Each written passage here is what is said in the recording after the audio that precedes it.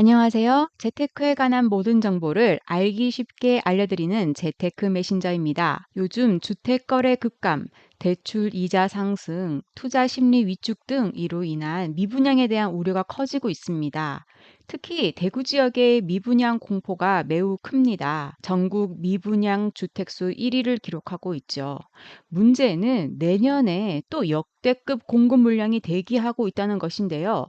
투자자뿐만 아니라 대구 지역 실수요자분들도 도대체 언제 매도를 해야 할지, 매수가 될지 걱정이 이만저만이 아닙니다. 오늘은 언제쯤 대구 시장이 정상화될지 그 이야기를 나눠보도록 하겠습니다. 재테크 메신저 지금 시작합니다. 이 자료는 통계청에서 제시한 전국 시도별 미분양 주택수입니다. 전국 1위는 7,523호로 대구입니다. 2위는 6,517호로 경북입니다. 대구 경북 지역에 극심한 미분양 공포가 드리워져 있습니다. 기사를 한번 보시겠습니다. 헤드라인을 보시죠. 대구 주택 미분양 공포, 매수 심리도 역대 최악. 국토부 조사에 따르면 8월 대구 지역 미분양은 8,301가구로 전달 7,523가구 대비 778가구가 증가했다. 무려 10.3%나 증가했죠. 아까 보여드린 자료는 통계청 자료인데요. 이 기사는 국토부 조사를 토대로 한 기사입니다. 다음 달이면 통계청 자료도 8,301가구가 되겠죠. 계속 늘어나고 있습니다. 기사를 계속 보시면요. 대구 지역에서 미분양 주택이 8,000가구를 넘어선 것은 지난 2011년 12월 이후 10년 8개월 만이다. 또 분양 후 미계약 가구를 포함하면 실제 미분양 주택은 이미 1만 가구를 넘어섰다는 분석도 나온다. 분양 후 미계약이라 하면요. 분양을 받았지만 주택 가격 하락이 예상되어서 계약을 포기하는 것을 말합니다. 일명 악성 미분양이라고 하죠. 이 악성 미분양은 경제에 심각한 영향을 미치기 때문에 아주 중요한 데이터 중에 하나입니다. 이 기사 내용을 보면요. 현재 대구의 미분양 상태가 일시적이지 않고 장시간 지속될 것임을 예측할 수 있습니다. 올해 연말까지 대구에 분양 예정인 아파트는 1만 가구가 넘는다. 지금도 8천이 넘는 가구가 미분양 중입니다. 그런데 올해 연말까지 지금 2달밖에 안 남았는데 또 1만 가구가 분양을 한다고 합니다. 미분양이 계속 증가하겠죠. 아파트값 내림세가 지속되면서 매수 심리가 크게 위축되었다. 대구의 아파트 매매 수급 지수는 2012년 7월 첫 주 이후 최저치를 기록했다. 자, 실제 매매도 뚝 떨어졌다고 하죠. 상기 기사에서는 미분양 주택이 2011년 이후 최대치라고 했습니다. 그럼 2011년에는 어떤 일이 있었을까요? 제가 그 당시 기사를 하나 가져왔는데요. 헤드라인만 봐도 알 수 있죠. 미분양 아파트 2채 중 1채, 준공 후 미분양 경기, 대구, 충남 신각. 지금 현재 대구 모습과 굉장히 비슷한 모습이죠. 대구의 미분양 아파트는 2009년에 고점을 찍고 매해 조금씩 줄어들다가 2014년 최저치를 찍게 됩니다. 왜 대구는 지난 하락장에서 미분양이 이렇게 많이 쌓였을까요? 이 기사를 보시겠습니다. 2010년 기사인데요. 2008년에 대구시는 주택종합계획을 발표합니다. 2008년부터 2017년까지 대구의 신규 주택 수요는 15만 가구로 추정되고 2010년을 전후해 도시재정비 등으로 인한 단독주택 멸실의 증가로 신규 주택 수요가 늘어날 것으로 전망된다. 즉 잘못된 판단으로 인한 공급 과잉 정책이 문제였습니다. 공급 과잉은 리먼 브라더스 사태와 맞물려 대구는 끝없는 하락을 겪었죠. 지금도 어떻습니까? 지금도 공급 과잉이 지속되고 있고 금리 인상으로 인해 투자 심리가 위축되어 있는 상황입니다.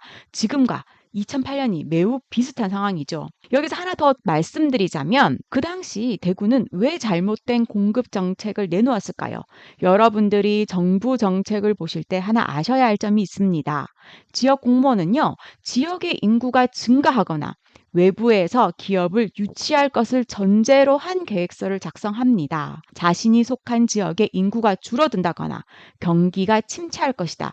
이런 것을 전제로 계획서를 쓰지 않습니다. 행정이라는 측면에서 봤을 때 어쩔 수 없이 장밋빛 미래를 그려야 하기 때문입니다. 그렇기 때문에요. 우리는 무턱대고 정부의 발표를 믿기보다 직접 공부하는 자세가 무엇보다 필요한 것이죠. 자, 2010년에 결국 미분양으로 인해 대구 경제 전체가 흔들렸고요. 그런데 끝이 없을 것 같았던 대구 지역의 미분양도 2013년이 되자 슬슬 끝자락이 보였고 이후 2013년부터 이게 폭등하기 시작합니다. 이 기사를 한번 볼게요. 2013년 영남일보입니다. 그래프를 보시면 2012년부터 조금씩 미분양이 해소되는 양상을 볼 수 있습니다. 아까 처음 기사에서 뭐라고 했죠? 지금의 미분양 상태는 2011년 12월 이후 처음이다라고 했죠. 즉 2011년 12월에 미분양이 조금씩 해소되기 시작하는 거죠. 그리고 2013년이 되자 대구 지역 미분양 아파트는 2003년 10월 이래로 최저치로 떨어졌습니다. 여기를 보시면요. 대구 지역 미분양 아파트 물량이 최고점을 찍었던 2009년 1월에 2만 1,560가구와 비교하면 91%나 급감했으며 1년 전에 5,721가구와 비교해도 66.1%가 줄어들었다. 2006년 말부터 부동산 경기가 침체되면서 미분양이 급증, 2009년에는 최악의 상황까지 떨어졌다. 이후 미분양은 2010년부터 해소되면서 올해까지 하향 그래프를 그리고 있다. 자, 그럼 미분양 물량 해소의 이유가 무엇일까요? 기사 하단에 좋은 내용이 나옵니다. 첫 번째, 공급 물량 감소입니다. 2000년대 중반부터 중대형 위주의 아파트 공급은 시장 불균형을 불러오면서 침체를 가져왔다. 이후 2011년까지 중소형은 물론 전체 신규 공급이 감소하면서 중소형 아파트 가격 상승을 불러왔다. 이로 인해 미분양 물량도 급격하게 감소하기 시작했다. 부동산 상승기에는요, 대형 위주로 공급됩니다. 그 이유가요, 대형 아파트가 건설사에게 이익이 되기 때문입니다. 그런데 언제까지나 상승기가 이어질 수 없죠. 하락기가 도래하면 경기가 침체되어서 투자는 끊기고 실수요자만 간간히 거래합니다. 경기가 안 좋으면 지출을 꺼리게 되죠. 굳이 관리비가 많이 나가고 세금을 많이 내야 하는 대형 평수를 원하지 않습니다.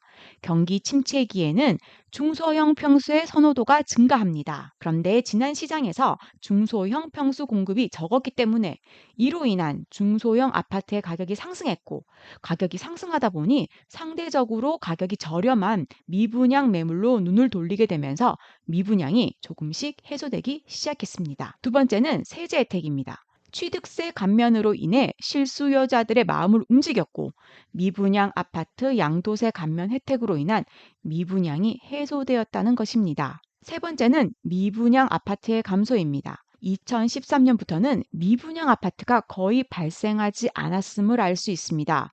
수성일가 롯데캐슬 더 퍼스트, 서안의 대구 혁신도시 이다음, 한라건설, 북주곡 하나비발디에 이르기까지 미분양이 한 가구도 남지 않았다고 기사에 나와 있습니다. 자, 여기에서 우리는 그럼 언제 대구 시장에 진입해야 할지 그 시그널을 알 수 있습니다. 첫째, 공급 물량이 감소해야겠죠. 그런데 대구는 내년 연말까지 역대급 공급 물량이 예정되어 있습니다. 공급이 많으면 가격은 무조건 상승할 수 없습니다. 최소 내후년까지는 가격 하락세가 예상됩니다. 둘째, 세제 혜택이 있어야 실수요자와 투자자가 움직이게 됩니다. 취득세 감면 혜택이나 미분양 아파트에 대한 양도세 감면 혜택 등이 나와야 거래량이 터질 것입니다. 지금은 비조정 지역도 3주택부터는 8.4%죠. 감면은커녕 아직도 중과되고 있는 실정입니다. 좀 더 기다려야겠습니다. 셋째, 미분양이 발생하지 않아야 합니다. 미분양이 발생하지 않는다는 것은 기존의 미분양이 모두 해소되고 지속적으로 거래가 있다는 뜻입니다. 아직도 공급 물량이 남아있는 상태이기 때문에 급하게 움직이실 필요는 없겠죠. 내년 이후, 즉 2024년부터 미분양 물량이 소화되는 양상을 지켜보시는 게 우선이고요. 전세 가격이 어떻게 움직이는지도 보셔야 합니다. 전세 시장은 실수요자의 심리를 알려줍니다. 매매 가격 대비 전세 가격이 지속적으로 상승하고 미분양이 해소되는 그 시점이 바로 대구 시장의 상승 시작 시기일 것입니다. 영상이 도움되셨다면 구독과 좋아요 부탁드립니다. 감사합니다.